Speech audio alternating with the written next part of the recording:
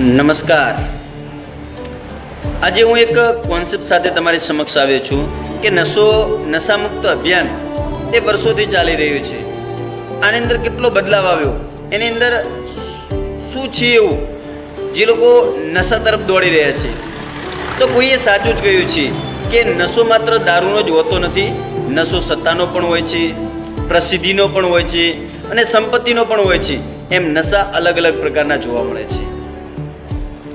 તમે એક અમિતાભ બચ્ચનની એક મૂવી છે જેની અંદર એક ગીત છે કે નશા है सब पर लेकिन नशे का रंग अलग अलग है, यानी કે જુદો જુદો છે રંગ. તો નશો બધા જ કરે છે, દરેકને નશાનો અલગ અલગ હોય છે. કોઈને નશો સફળતાનો હોય છે, કોઈને મહેનતનો નશો હોય છે. એમ અલગ અલગ પ્રકારના નશા હોય છે. જેની અંદર એક એવો નશો જેની હું તમારી સમક્ષ વાત કરી રહ્યો છું, જે નશો માત્રને અંદરથી માણસને અંદરથી ખોખલું બનાવી રહ્યું છે. આ નશો માત્ર માણસને નહીં, ભારતની અર્થવ્યવસ્થાને પણ, સમાજને પણ એમ અલગ અલગ પ્રકારની ઠેસ પહોંચાડી રહ્યું છે. આજનું યુવા ધન બરબાદ થઈ રહ્યું છે. જ્યારે નશો ફેશન બની જાય છે ત્યારે માનવીની સાંસ્કૃતિક નશીલા પદાર્થને ઉપયોગ આજે થઈ રહ્યો છે એવું નથી, પરંતુ હજારો વર્ષ પહેલાં પણ નશાનો ઉપયોગ થતો હતો. લોકો ફળને આથમથી નશીલા પદાર્થ બનાવી રહ્યું હતું. એનાથી લોકો ઉત્સવો, તહેવારો અને લોકો દુઃખોને દૂર કરવા માટે પ્રયત્ન કરતા હતા.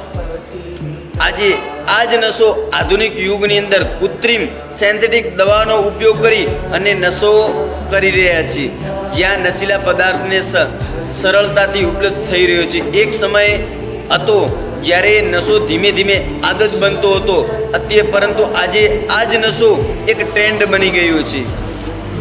અને સૌથી મોટો ચિંતાનો વિષય પણ આ જ નશો બની રહ્યો છે. આંકડાઓ દર વર્ષે આંકડાઓ બહાર પડતા હોય છે. એની અંદર જો વાત કરવા જોઉં તો આજે નશાની અંદર 37 કરોડથી વધુ લોકો આની અંદર સપડાયેલા છે, જેમાં અફીણ, ગાંજો, ડ્રગ્સ વગેરે જેવા નશાથી લોકો આના જાળમાં ફસાઈ ગયા છે.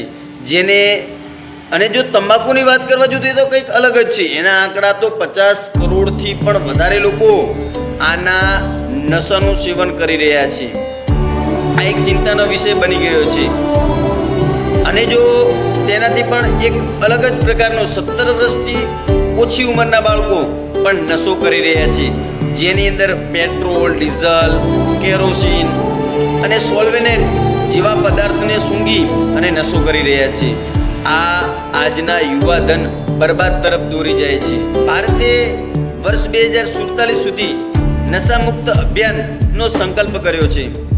આ સંકલ્પ ત્યારે જ સફળ થશે જ્યારે સમાજ સાથ આપશે.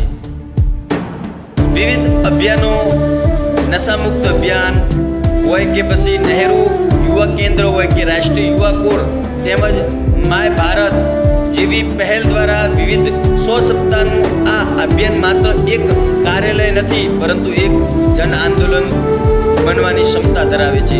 જો શાળા, મહાશાળા, ગ્રામ પંચાયત, ઉદ્યોગો, ધાર્મિક, સ્વૈચ્છિક સંસ્થાઓ અને મજબૂત દિવાલો આની ઊભી થશે તો જ આજે ભારતને નશામુક્ત કરીશું.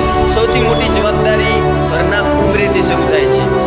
દરેક માતા પિતા પોતાના સંતાનને સારું શિક્ષણ, ઉજ્જવળ ભવિષ્ય અને કારકિર્દી માટે આપવા ઈચ્છે છે, પરંતુ સૌથી મોટી ભેટ સમય છે.